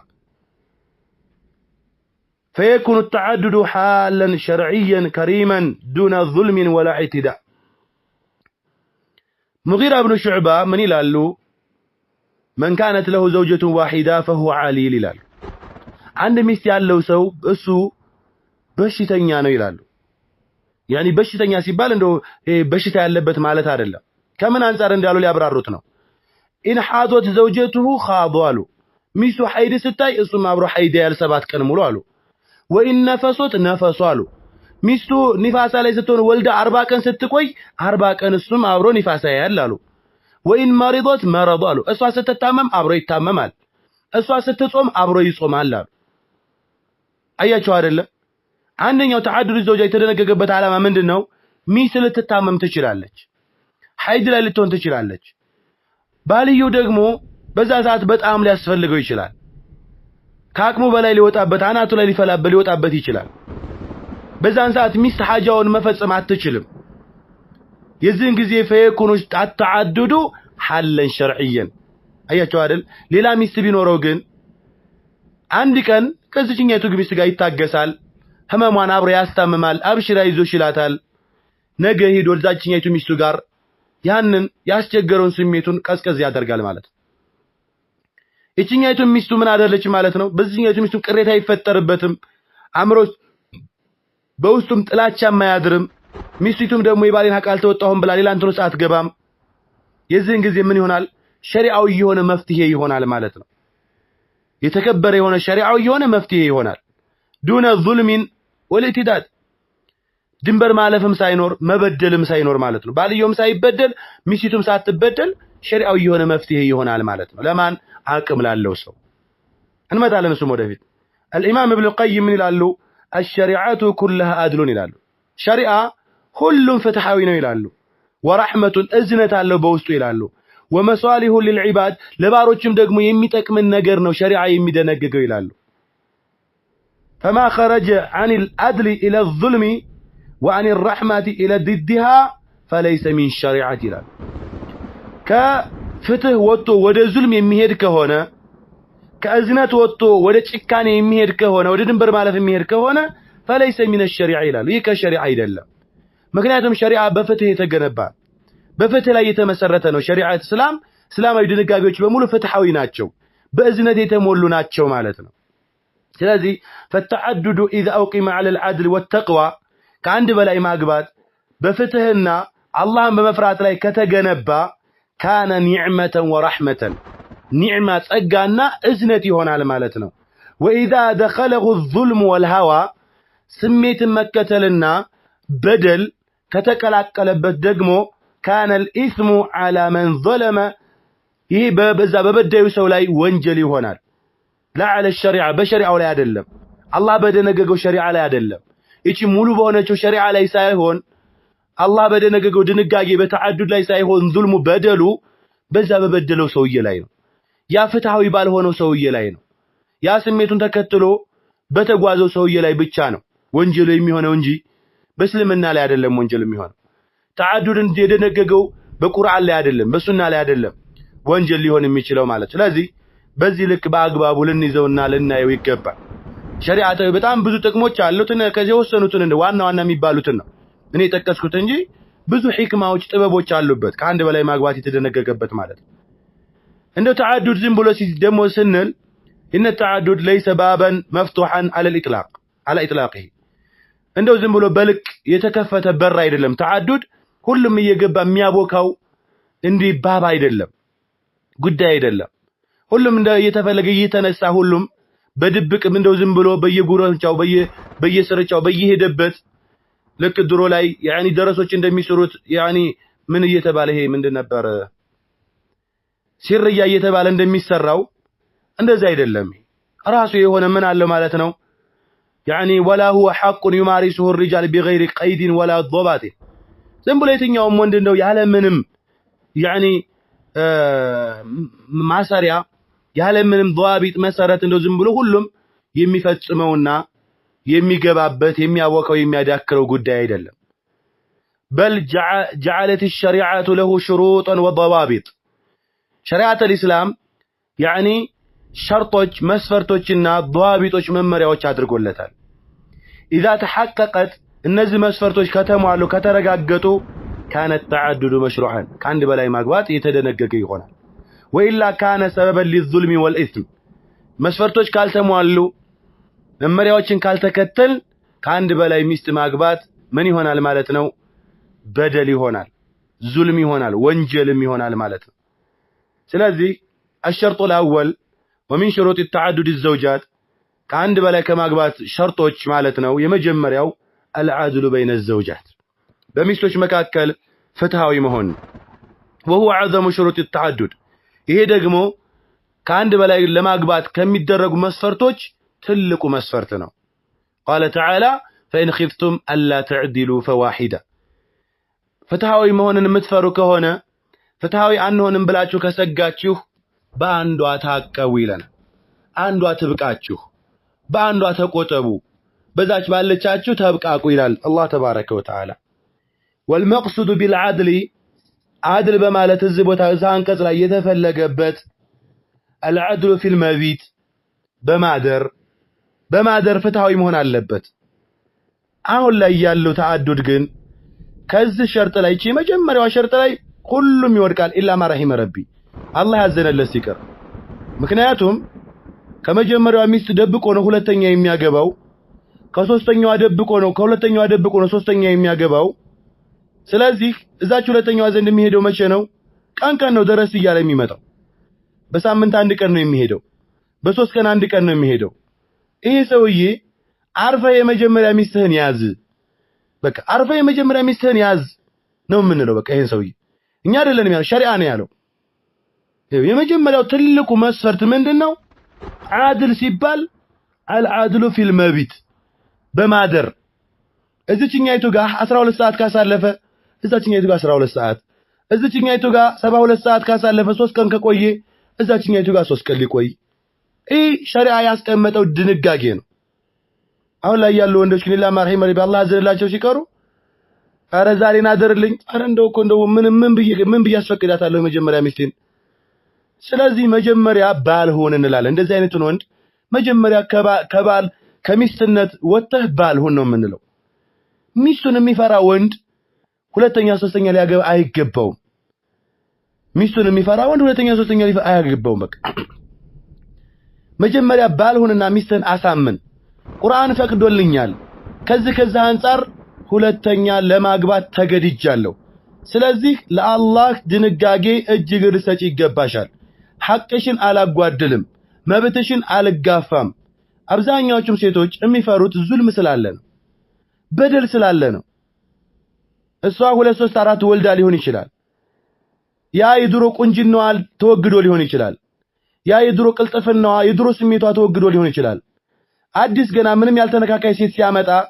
እኔን ይተወኛል የሚል ፍራቻ አላት እኔን ይተወኛል ልጆችን ይተዋቸዋል ጥሎን እንትን ይላል ፍራቻ ስላለባቸው ነው ስለዚህ ይህን ፍራቻ ማስወገድ አለበት የመጀመሪያ ሚስት የመጀመሪያ ናት ሁለተኛ ናት ሁሉም ደረጃቸውን ጠብቀው ነው የሚሄዱት አላየሃልን العدل في المبيت በማደሪያ ላይ ፍትሃዊ ሊሆን ይገባል ሁለት ቀን አንዷ ካጋደረ እዛችኛይቱም ጋር ሁለት ቀን ሶስት ቀን ካደረ እዚችኛይቱም 3 ቀን ከዛውጭ በራሳቸው ፍቃድ ካልሆነ በስተቀር እዚችኛይቱ ጋር ለሊት እየመጣ ወይንም ደግሞ እዚችኛይቱ ጋር ሳምንት እየተቀመጠ እዛችኛይቱ ጋር አንድ ቀን የሚሄድ ከሆነ ወይም እዛችኛይቱ ጋር ቀን እዚችኛይቱ ጋር ቀንም ማታም የሚውል ከሆነ ይሄ መስፈርቱን አላሟላም ይሄ እንግዲህ አላህ ፊት ነገ ምን እንደሚመልስ ጥያቄው ለራሱ ይቀመጥለታል ሌላው እዚህ ጋር ወንዶች ልብ እንለው የሚገባው ሴቶች ቅርብ ላይ ነው የሚያዩት አርቀው አያስቡ ገና መጀመሪያ ካንተ ፍቅር ይዛትና እንደውኔ እኮ መጀመሪያ ሚስቴ ሻትለኝም አንቺ ጋር ቀን ነው የምመጣው እስከምትሰማ እስከምታውቅ ድረስ ወይ ምክንያት ሊደረድር ይችላል እንደው አብሽር ምንም ችግር የለም ቦር አንድ ጊዜ ምን አትሎ ትላለች ቦር አንዴም ቢሆን ናቶሎ በሳምንት አንዴ እኮ ይበቃኛል በቃ እኔ ያንተ ሚስት መሆን ብቻ ነው ፍላጎት ይላለች ከዛ እሺ ብሎ ይገባል ያቺ ቃል ማለት ነው እቺ መስፈርት ወይ እቺ ቃል ኪዳን በሶስተኛው ቀን ትፈርሳለች እንዴ አትመጣም እንዴ ምን አስበህ ነው ትላለች ማለት ነው ምን ማለት ነው እኔስ ሚስት አይደለሁም እንዴ እኔ ጋር ማዘር አያምረኝም እንዴ ትላለች ነገራቶች ይቀያየራሉ ይገለባበጣሉ ስለዚህ የሴቶችን ቃል አምናችሁ አትግቡ በቃ ሴቶች አሁን ላይ ያለውን ብቻ ነው የሚመለከቱት በኋላ የሚመጣው መፍሰድ ወይ በኋላ የሚመጣው ችግር እንዴት ነው እቺ ልጅ ባላለይ ብላ አስባ የሰው ወሬ እኮ ያስቀምጣትም የቤተሰብ ወሬ ያስቀምጣትም ስሜቷ ያስቀምጣትም ብዙ ችግር አለ ስለዚህ ሸሪዓ ያስቀመጠው መስፈርት ነው መከተል ያለብን እህቶችም አትጀርጅሩ እንደው ዝም ብላችሁ በቃ ካገባህ የመጀመሪያ ሚስቱ ቢያንስ ትወቅ በቃ መጀመሪያ ሚስቱን ያሳውቅ ማሳወቅ መስፈርት አይደለም ግን ይሄ አንቺ ራስሽ መስፈርት ማድረግ አለብሽ እንዳትበደይ በኋላ የመጀመሪያ ሚስቱ ስታውቅ በዛው በድብቅ እንደገባሽ በድብቅ ነው የሚያሰናብትሽ ይሄን ማወቅ መቻል አለባችሁ ምክንያቱም አሁን አብዛኛው ላይ ያለው ወንድ ላይ ያለው ሐል ይሄ ስለሆነ ማለት ነው እንደዚሁም العدل في النفقه ወጭ ላይም እንደዚሁ ፍትሃዊ መሆን መቻል አለበት العدل في الكسوه በልብሳቸው ላይ العدل وسائر الحقوق الظاهره ከዚህም ውጭ ያሉ ግልጽ የሆኑ ሐቆች ላይ መብቶች ላይ ፍትሃዊ መሆን መቻል አለበት ከአንድ በላይ ለማግባት መስፈርቱ ማለት ነው اما المحبه القلبيه ብዙዎቹ ሴቶች ደግሞ የሚሸወዱበት ነገር አለ የቀልብ ውደታሳ ፍቅርሳ በፍቅር ዙሪያሳ ይሄማ فلا يملكها الانسان የሰው ልጅ የሚቆጣጠረው ነገር አይደለም አላህ ተባረከ ወተዓላ በተከበረው አንቀጹ ولن تستطيعوا ان تعدلوا بين النساء ብሏል ወለው حرصتم እንደው ብትፈልጉ እንኳን በሴቶች መካከል እኩል ማድረግ አትችሉም በፍቅር ዙሪያ እኩል ማድረግ አትችሉም ነብዩ አለይሂ ሰላቱ ወሰለም እንደ አይሻ የሚወዱት አልነበር አከመሉ الرجال ከወንዶች ሙሉ የሆኑ ወንድ ነበሩ ቀውይ ነበሩ ብርቱ ነበሩ ግን እንደ አይሻ የሚወዱት የለም እንደ ኸዲጃ የሚወዱት የለም ሁሉም የራሳቸው ደረጃ አላቸው በፍቅር ማበላለጥ ፍትህ ማጓደል አይደለም ይሄ አላህ በሰው ልጆች ላይ ቀልብ ላይ የሚጥለው የሆነ ነገር ነው በእኛ ቁጥጥር ስራ አይደለም ለዛም ነው አላህ ወለን ተስተጢዑ አትችሉም አንተ تعدلوا بين النساء በሴቶች መካከል እኩል ልታደርጉ ፍትሃዊ ልትሆኑ አትችሉም ወለው حارستم ብትሞክሩም እንኳን فلا تميلوا كل الميل ባይሆን እንደው ሙሉ ለሙሉ ያቺኛይቱ ከዛቺኛይቱን ፍቅር ያለብኝ ብለህ እንደው ሙሉ ለሙቺኛይቱ ግፍ አርገመተው የለብህም فتظهر كالمعلقه لكن እንዳትተዋት ይፈራል ነው ይላል አላህ ተባረከ ወተዓላ ስለዚህ በፍቅር እኩል ማድረግ ሸርጥ አይደለም እኔንም እንደሷ ልትወደኝ ማለት የለብሽም አንቺ ራስሽ የምትወደጅበት ነገር አለሽ እሷ የምትወደድበት አንኛይቱ መልኳን ሊወዳት ይችላል መልኳን ሊያስወዳት ይችላል አንዷ ጸባዋ አንዷ ስነ ምግባር አንዷ ምግብ አሰራሯ አንዷ ቤት አያያዟ ትዳር አመራሯ በብዙ አይነት መንትኖች አላቸው ስለዚህ በፍቅር እኩል ማድረግ አይቻልም አቡ ሁረይራ ባስተላለፉት ሐዲስ ነብዩ አለይሂ ሰላቱ ወሰለም من كانت له امرأتان ይላሉ ለሱ ሁለት من كانت له امرأتان ሁለት ሚስቶች ያሉት ይሆን አካል فمال الى احدهما ካንኛይቱ ወደ አንዷ ያዘነበለ ይሆን አካል ወከላንዷ ወደ አንዷ ያዳላ ይሆን አካል جاء يوم القيامه وشقه مائل አንኛው ጎኑ እንደዚህ ተዛባ ሆኖ ያኒ ወደ አንድ ጎን የተዛባ ሆኖ ይመጣል ብለዋል ስለዚህ በሚስቶች መካከል ፍትሃዊ ያለማሆን ይሄ ከባድ የሆነ ትልቅ የሆነ ዛቻ ነው لمن ظلم بين زوجاته በሚስቶች መካከል ለበደለ ለሆነ አካል የላኛ የመጀመሪያው ሸርጥ ይሄ ነው የመጀመሪያው ሸርጥ በሁሉም ነገር ፍትሃዊ መሆን አለበት በአዳርም በወጭም ወጭ ደግሞ ሲባል ልብ ልንለው የሚገባው የመጀመሪያ ሚስት 3-4 ልጅ አላት ልኮን ትችላለች አንቺ ገና ብቻሽን ነሽ አንድ ነሽ ለሷ 50 ኪሎ ጤፍ ቢያስፈጭ ወይ 100 ኪሎ ጤፍ ቢያስፈጭ ወይም ለሷ ደግሞ ለልጆች የተለያየ ነገር ቢገዛ እዛ የወጣውን ወጭ ሁሉ ኔጋ መምጣት አለበት ማለት አይደለም ላንቺም የሚያስፈልግሽን ወጭ ማሟላት ለዛችኛይቱ የሚያስፈልጋት እንደየፍላጎታችሁ የምትፈልጉት የሚያስፈልጋችሁ ነው ያው የሴቶች ፍላጎት አያልቅም ግን የሚያስፈልጋችሁን በቃ የሚያስፈልጋችሁን ወጭ ማሟላት ማለት ነው እንጂ እዛችኛይቱ ቤት የተደረገው ሁሉ ላዚም ኔጋ መደረግ አለበት አይባል የሚደረጉ ነገራቶች አሉ መሰረታዊ የሆኑ ነገራቶች አሉ ሊደረጉ የሚገባቸው ነገራቶች እነዛ ማድረግ አለበት ከዛ ውጪ ግን ልጆች ያሉበት ቤትና ልጅ የሌለበት ቤት እኩል አይደለም 3-4 ልጅ ያለውና አንድ ልጅ ያለበት ቤት እኩል አይደለም ስለዚህ ከዛ አንፃር ወጭም ሲባል በሚያስፈልጋችሁ ልክ ነው የሚያስፈልጋት ለሱ የሚያስፈልጋትን ማሟላት አለበት ማለት ነው እንጂ እዛኛ ቤት የተደረገው በሙሉ ኔጋ መደረግ አለበት ማለት ይሄም ትዳርን ያፈርሳል ይሄንን መጠንቀቅ መቻል አለባችሁ የመጀመሪያው ሸርጥ ይሄ ነው ሁለተኛው ሸርጥ ከአንድ በላይ ለማግባት ሊሟላ የሚገባው መስፈርት القدرة على النفقة በወጭ ላይ መቻል ነው فلا يجوز للرجل أن يتزوج أكثر من واحدة وهو لا يقدر على الإنفاق عليهن كان لአንድ ወንድ ከአንድ በላይ ማግባት አይፈቀድለትም የነሱን ወጫቸውን መሸፈን የማይችል ከሆነ ለዛም لينفق ذو ساعة من ساعته بلا الله تبارك وتعالى فالنفقة والكسوة والسكنة من أعظم حقوق الزوجة نفقة وج የቤት ወጭ እሷን ማልበስ የሷን መኖሪያዋን ቤት መስራት አይደለም መከራያትም ሊሆን ይችላል ይሄ መኖሪያ ቤት ነው የተፈለገበት እነዚህ ከሴት ልጆች ወይም ከሚስት ታላላቅ ሐቆች የሚመደቡ ናቸው ومن عجز عنها فلا يحل له أن يعرض النساء للدياع والظلم ይሄን ማሟላት ያልቻለ ይሆን አካል ሴቶችን ለበደልና እንደው ዝም ብሎ ጊዜያቸው ለማቃጠል መቅረብ የለበትም እዚህ ነገር ላይ መሳተፍ የለበትም ይሄኛው ሁለተኛው ሶስተኛው القدرة البدنية ነው አካላዊ ችሎታ ሊኖረው ይገባል فالزواج ليس عقدا ماليا فقط ትዳር ገንዘባዊ ትስስር ብቻ አይደለም بل له حقوق وواجبات ለሱ ሐቆች አሉ وواجبات واجبዎችም አሉ ومنها حق المعاشرة بالمعروف በመልካም መኗኗር አለ ማለት ነው በመልካም መኗኗር ሲባል ቀድም ሲዘረዝራቸው የነበሩ ነገራቶች አሉ አልጋ ላይ እርስ በራስ ያኒ በደም መጣቀም አንዱ ስሜት መጠበቅ ብዙ ነገራቶች አሉ ያው መደጋገም ያስፈልገው فمن لا يقدر على القيام بحقوق زوجته የሚስቱን ሐቅ በመወጣት ላይ የማይችል ይሆን አካል እያወራን ያለለው ስለ ቁድረት البدنية ነው ቁድረት المالية ማሳልፈናል የሚስቱን የስሜቷን ሐቅ መወጣት የማይችል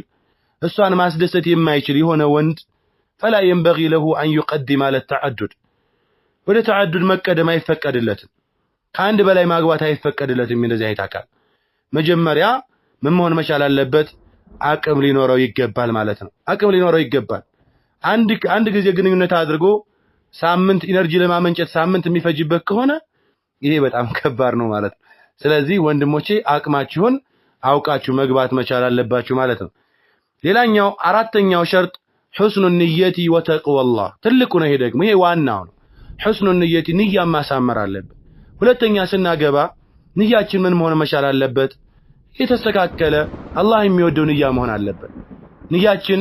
የዛችን ሴት ገንዘብ መሆን የለበትም አላማ መሆን የለበትም ንያችን ወይንም ደግሞ ያችን ሴት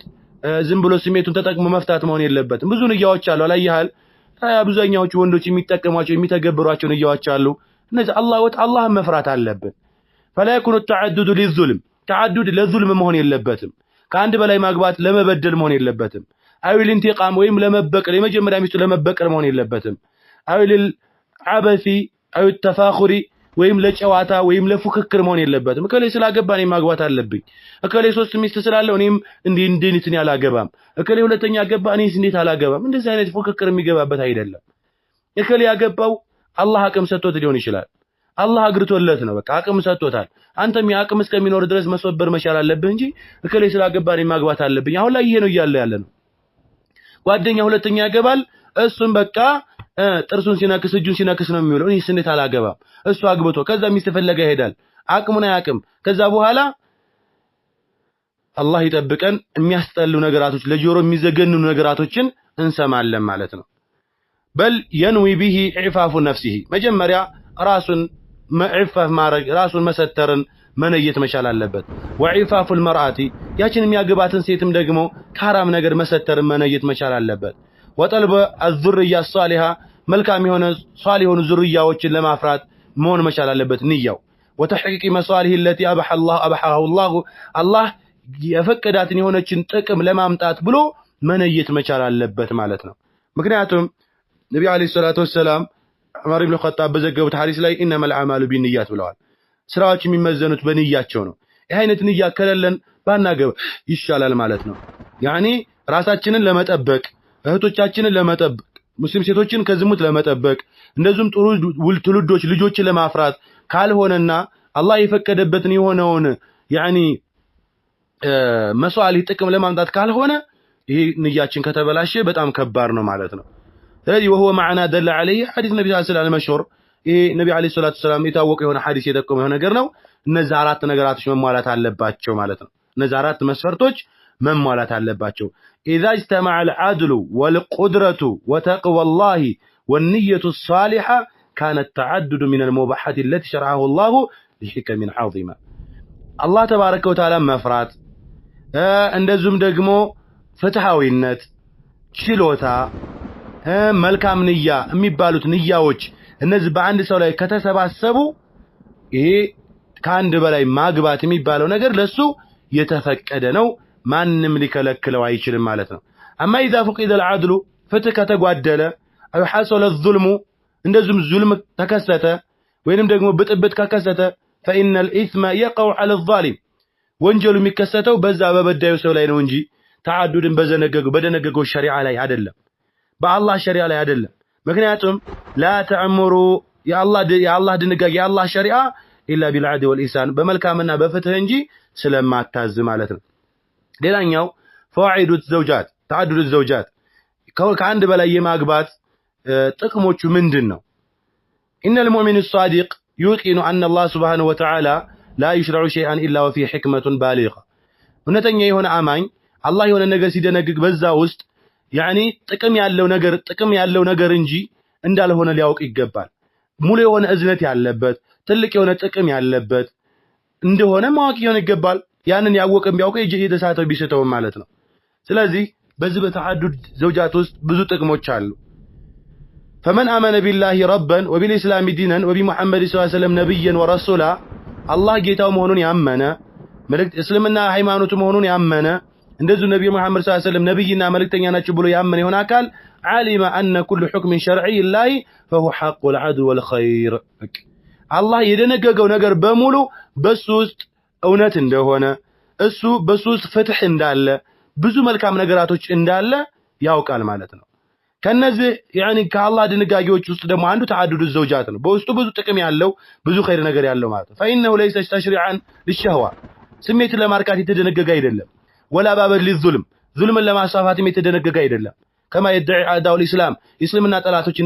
እንደሚሞግቱት ማለት ነው ሴት ላይ ለመበደል ነው ሴት ላይ ለመዘለም ነው ለስሜታቸው ሲሉ ነው አሁን ላይ ያያችሁን ቲክቶክ ላይ የሚከራከሩ የሆኑ አካላቶች የሆኑ يعني اهل أعداء الإسلام የሚያመጡት የሚያስጠላ የሆነ ነገር አለ መሐመድ እንደዛ አድርጎ እንደዛ ቂጣ በቆረሰው አፋቸው ያንን ውድ የተከበረ ነብይ ያንን በፍትህ የተሞላ ነብይ ሲያጣጥሉ ምን ሰማበት ነገር አለ ነብዩ ላይ አይደለም አላማቸው እኛ የምንሰራውን ስራ ስለሚያዩ ነው የነብዩ የሰሩትን ስራ አይተው አይደለም እኛ የምንሰራው ይሄ እኛ ላይ የምንሰራው ግፍ በጎረቤቶቻቸው በሰፈራቸው በአካባቢያቸው በዚህ ስም የሚሰራውን ዙልምና በደል ስለሚመለከቱ ነው በእኛ ነብይ ላይ ሊጸዳዱ የሚፈልጉት ማለት ነው እነሱ የፈለጉትን ቢሉ የኛ ነብይ ግን ከእንደዚህ አይነት የጸዱ ናቸው ወሊላሂ አልሐምዱ ወልሚና እስልምናም ከዚህ የጸዳ ነው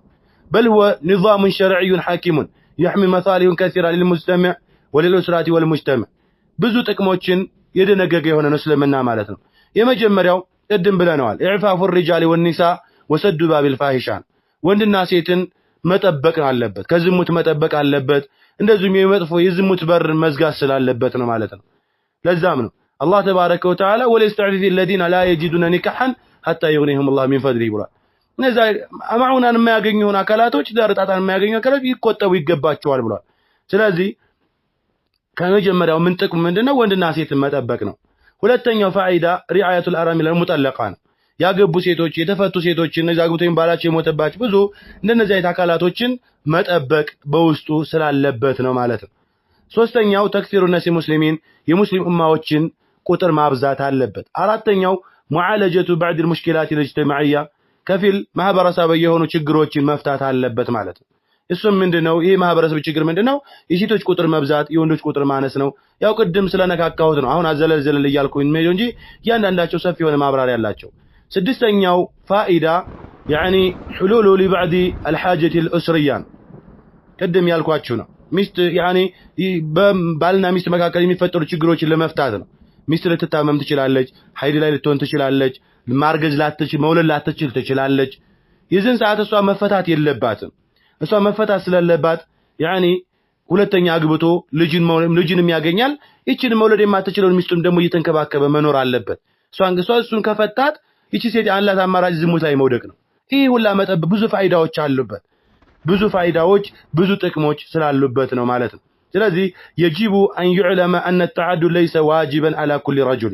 لناውቅ የሚገባው تعدد በሁሉም ወንድ ላይ ግዴታ አይደለም ولا هو دليل الكمال የሙሉነት መገለጫም አይደለም ولا يضم من اكتفى بواحده በአንድ የተብቃቃም አንወቅሰውም ያው ፈሪ ነው ልንል እንችላለን ግን አንወቅሰውም ምክንያቱም فواحده ብሏል فإن خفتم فواحده ተፈራችሁ የፈሪዎች ናት ብለዋል ዑለማዎች አንዷ የፈሪዎች ናት ብለዋል አላየሃልን አንወቅሰውም በዛም ላይ ለምን አንተ ሁለተኛ አላገባህም አንተ አትረባም አንተ ደካማ ነህ አንተም ሙሉ ወንድ አይደለም አይባልም ባለው ባቅሙ ነው የሚኖረውና ሰው ማለት ነው فقد يكون الاقتصار على واحده على اصله لبعض الناس ለአንዳንድ ሰዎች በአንዲት ሚስት መታጠራቸው ለነሱ እጅግ በጣም የተሻለ የሚሆንበት አጋጣሚ አለ ለምን لعدم قدرتي على العدل او النفقه በነፈቃ በወጭ ላይ በተለያዩ ነገራቶች ላይ ፍትሃዊ ሊሆኑ ስለማይችሉ ማለት ነው والميزان في ذلك كله هو تقوى الله والعدل በዚህ ሁላ ላይ ሚዛኑ የአላህ መፍራትና يعني ፍትሃዊ መሆን ነው والقيام بالحقوق لا لاتباع الهوى ሐቆችን በመቅወጣትና ስሜትን ወደዛ በመጣል ነው ይህ ሁሉ የሚስተካከለው ማለት ነው ሼኹል ኢስላም ይላሉ ان الله امر بالعدل في كل شيء الله በሁሉም ነገር ላይ በፍትህ አዟል ይላሉ وحرم الظلم في كل حال በየትኛው ሁኔታ ላይ ደግሞ ዙልምን حرام አድርጓል ይላሉ ስለዚህ ይህ ተዓዱድ የሚባለው ነገር ብዙ ጥቅሞች አሉት ወደ መጨረሻው ሲሄድ አረዱ على الشبهات المثارة حول التعدد الزوجات በተዓዱድ الزوجات ላይ የሚጣሉ ሹብሃዎች አሉ የሚነሱ ሹብሃዎች አሉ ان من سنن الله ان اهل الباطل يثيرون الشبهات حول احكام الشريعه ከአላህ ተባረከ ወተዓላ ሱናዎች ውስጥ የባጢል ባለቤቶች በሱ ድንጋጌ ላይ ሁሉ ጊዜ አዳዲስ ሹብሃዎችን ያመጡ ይጥላሉ ያመጡ ያስገባሉ በሰዎች ላይ ተሽሽ ይፈጥራሉ ለምንድን ለየሱድ الناس عن دين الله ከአላህ ዲን ሰዎችን ለመዝጋት ነው ለዛም አላህ ምን ይላል يريدون ان يطفئوا نور الله بافواههم يا الله نور ባፋቸው ሊያግዱ ሊያጠፉ ይፈልጋሉ አለ ويأبى الله ግን እንቢ ይላል እሺ አይላቸውም ان الله الا ان يتم نوره ولو كره الكافرون ካፊሮችን ቢምንም ቢጠሉ እንኳን እነሱ ባይፈልጉም እንኳን አላህ የሱን ኑሩን ይሞላዋል ማለት ይሄ ምንም ጥርጥር የሌለው ጉዳይ ነው ስለዚህ ومن أكثر الأحكام التي تناولها المعارضون بالتشويه والتحريف حكم التعدد الزوجات عند يعني معرضوች ከእስልምና ያፈነገጡ የሆነ አካላቶች እንደዚህ ሙስሊምና ውስጥ ሆነው ደግሞ ራሳቸውን ወዲላ እንትን ሲያስጠጉ የሆነ አካላቶች እስልምናን ለማጠልሸት ከሚጠቀሙበት እንደዚህም ደግሞ يعني እስልምናን የተዛባ ነው ለማለት ከሚጠቀሙበት ድንጋጌዎች ውስጥ አንዱ ተዓዱድ ዘውጃት ከአንድ በላይ ማግባት ነው ብዙ ጊዜ ታችሁ ከሆነ ክርክር ላይ እስልምና ሴት ልጅ ይበድላል ይላሉ ሴት ልጅ ይዞልማል ከአንድ በላይ እንዲገባ ፈቅዷል ምናምን ይላሉ እነሱ እኮ በውሽምነት ከ10 በላይ ሴቶች አሏቸው እስልምና ቢያንስ 4 ነው የገደበው አቅምን ያማከለ የሆነ ድንጋጌ ነው የደነገገው እነሱ ግን ካገኙ ሴት ሁላ ጋር የሚተኙ ናቸው ማለት ነው በየመጠጥ ቤቱ በየመሽታ ቤቱ እየሄዱ ከሴቶቻቸው ጋር የሚተኙ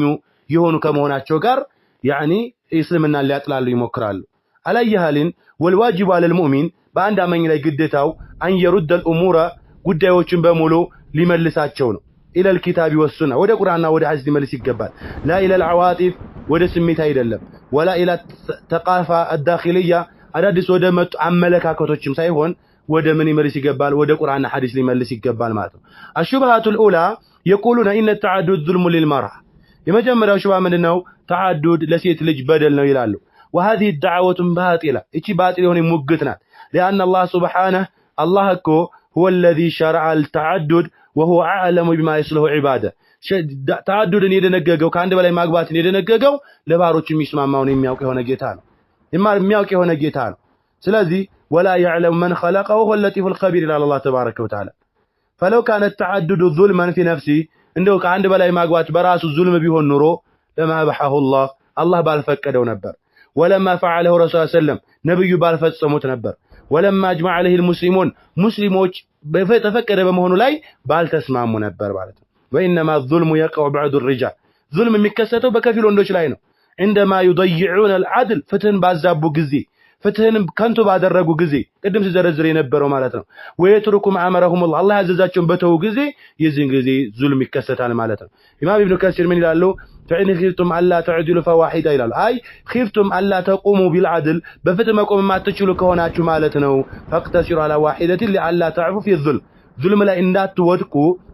لألا تقعوا في الظلم ظلم ላይ እንዳትወድቁ በአንድ ካጠሩ ማለት ነው الله تبارك وتعالى ብለው ያብራሩበት አጋጣሚ አለ ማለት الشبهة الثانية يقولون إن التعدد كان لزمن مضى ولا يناسب هذا العصر ይላሉ ተዓዱድ ከአንድ በላይ ማግባት ላለፈው ዘመን ነው ለነዛ ለድሮቹ ዘመን ነው እንጂ አሁን ዘመን ላይ አያስፈልግም ይሄ የስልጣኔ ዘመን ነው ይሄ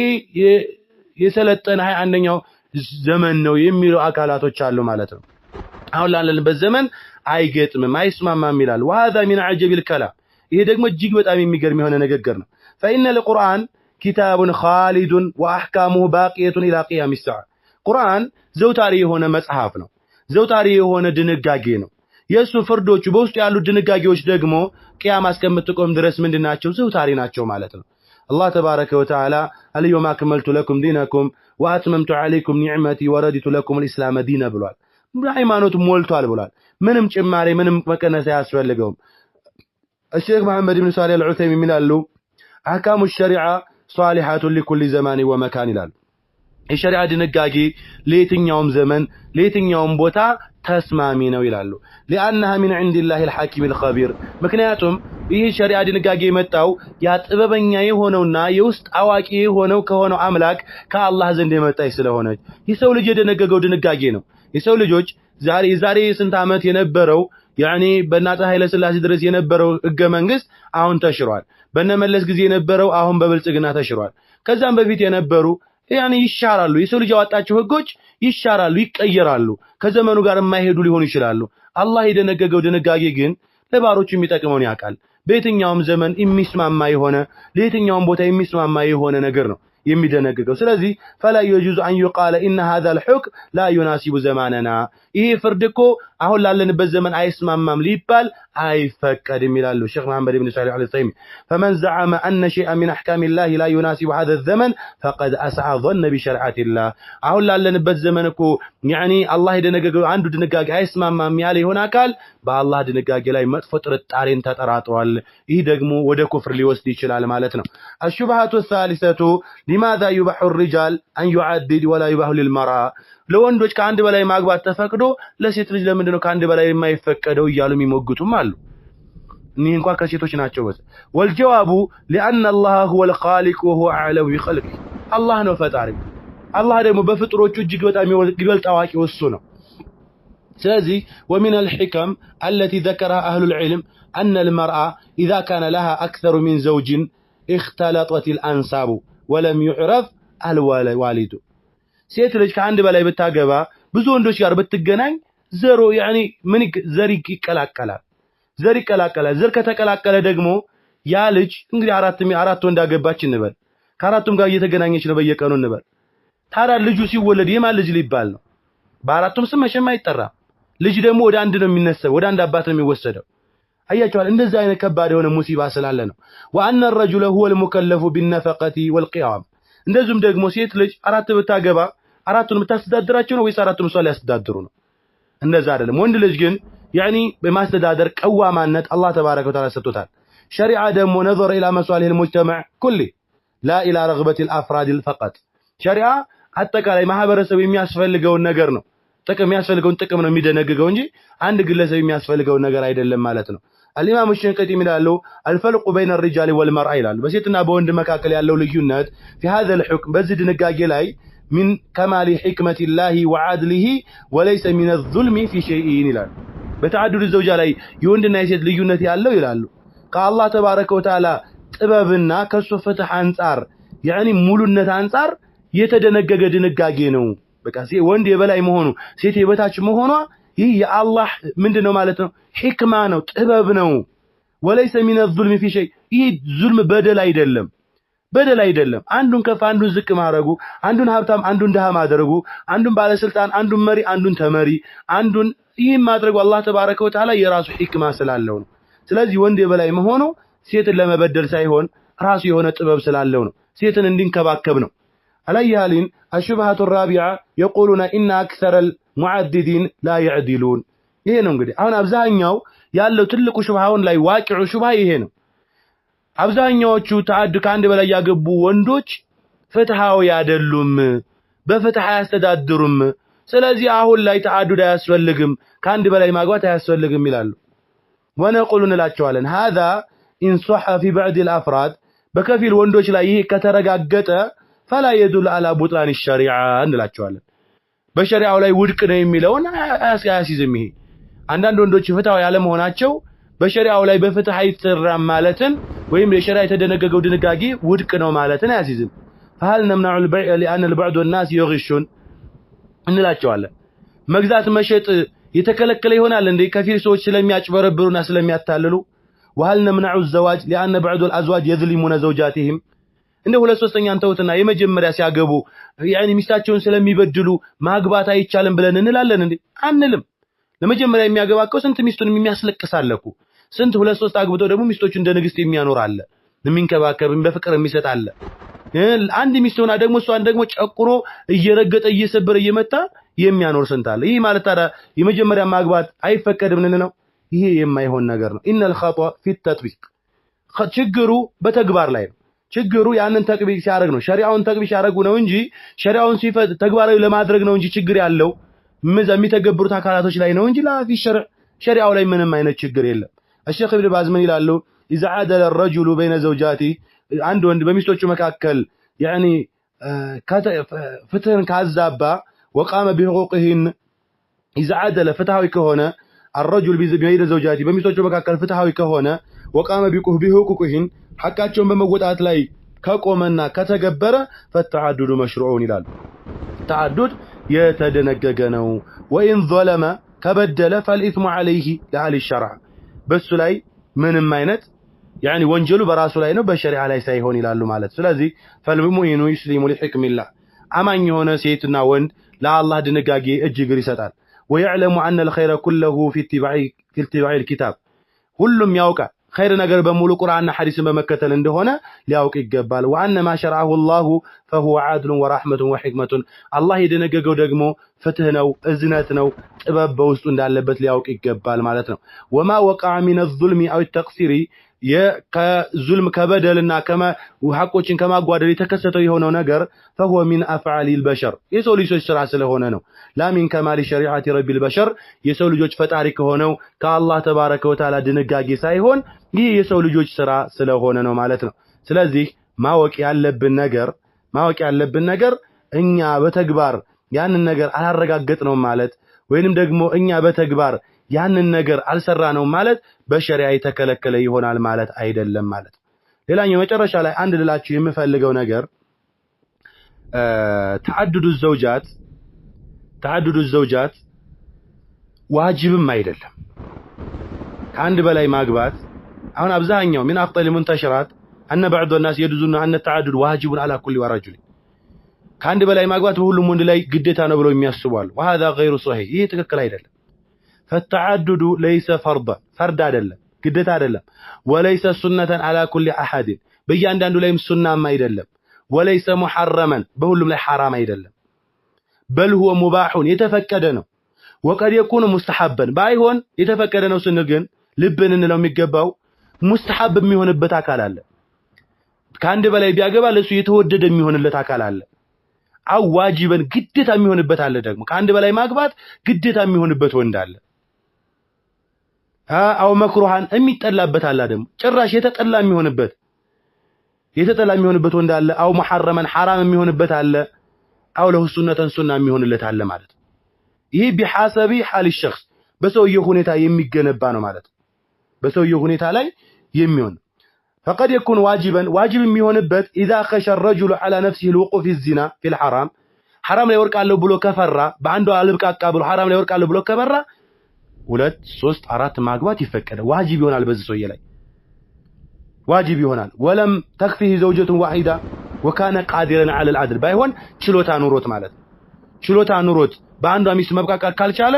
ከአንድ በላይ ማግባት በሱ ዋጅብ ይሆንበታል። ለምንድን ነው ዋጅብ የሆነበት? ራሱን ከዝሙት ለመጠበቅ ከወንጀል ለመጠበቅ ማለት ነው። وقد يكون مستحبا የተወደደ የሚሆነው መቼ ነው? اذا ترتبت عليه مصالح كعفاف الارامل والمطلقات وكثر الناس ሀብት አለው ሰውየው ነገር ግን ሌላ ማግባት ፍላጎቱ የለውም። ይሄ ሰውዬ ያገቡ ሴቶችን አግብቶ የተፈቱ ሴቶችን አግብቶ የሚያውቁ ሴቶችን ልጅ ባላቸው የሞተባቸው ሴቶችን አግብቶ ዝርያውን ማብዛት ጥቅሞችን ለማምጣት ሲባል የተወደደ ይሆናል። ይሄን ሰውዬ ብታገባ እኮ አንተ ጥሩ ነው። ብዙ እህቶችን ዒፈት አድርገህ ትጠብቃለህ፣ ከዝሙት ትጠብቃለህ፣ ብዙ እህቶችን ታስተዳድራለህ፣ ብዙ ችግሮችን ትሸፍናለህ ሲባል ይሄ ለዚህ ሰውዬ ሙስተሐብ ይሆንለታል። ያ حرام የሚሆንበት ደግሞ ማን ላይ ነው? اذا علم من نفسه انه سيظلم زوجته ሚስቴን ይበድላለሁኝ 2 3 ካገባው በድላለሁ ብሎ ከፈራ አንዲትም እንኳን ብትሆን ይበድላለሁ ብሎ ከፈራ حرام ይሆንበታል በዚህ ሰውዬ ላይ ማለት ነው። ስለዚህ አላየሃል ተዓዱድ ላይ ያለው ሁክም ይሄ ነው። በልክ ልንይዘው ይገባል። በተዓዱድ ዙሪያ ላይ ድንበር ያለፉ አካላቶች አሉ። ዝም ብለው የሚያንቦራጭቁ ወንዶች አሉ። እንደዚሁም ደግሞ በጣም ከተዓዱድ ርቀው ወረንደው ተዓዱድ የሚባል ነገር እንደው አትንገሩኝ አልሰማም አላይም የሚሉም አሉ ያለ እንደው የሚያገቡ የሆኑ አካላቶችን የሚያወግዙና የሚያነውሩ አካላቶች አሉ ይሄ ተገቢ አይደለም ሁሉንም በሸሪዓ ልጓም ለንይዘው ይገባል بلك لنا درجة يقبل هذا والله أعلم نكتفي بهذا القدر سبحانك اللهم وبحمدك أشهد أن لا إله إلا أنت أستغفرك وأتوب إليك فإن أصبت من الله وإن أخطأت من نفسي والشيطان من قلة العلم فالله ورسوله بريئان السلام عليكم ورحمة الله وبركاته